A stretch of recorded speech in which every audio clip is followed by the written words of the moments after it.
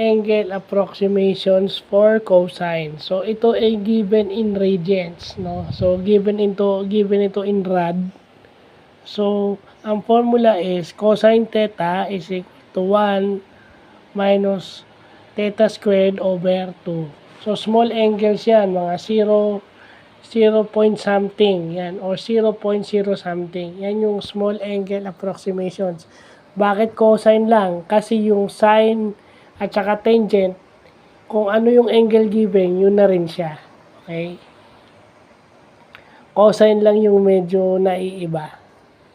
So, yun. So, pag gusto mo siyang i-express into degrees, yung radian to degrees conversion. Then, pag degrees naman siya, kailangan mo siyang i-convert into radians.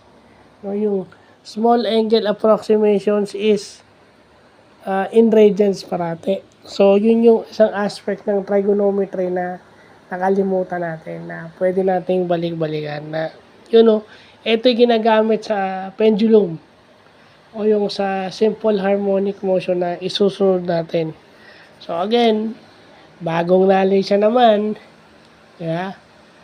Bagong knowledge siya naman na unti-unti nating natututunan.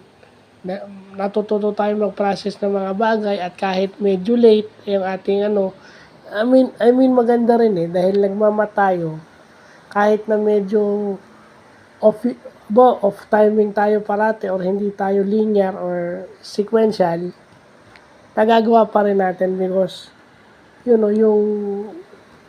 we try to remain calm kasi knowing this, it's timing, Hindi itinuro to, pero okay lang.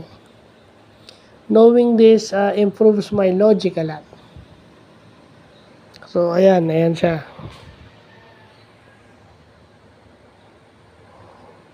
So, maganda, may mga concept pa lang ganito, na dapat matutunan, dapat ina-appreciate, di ba?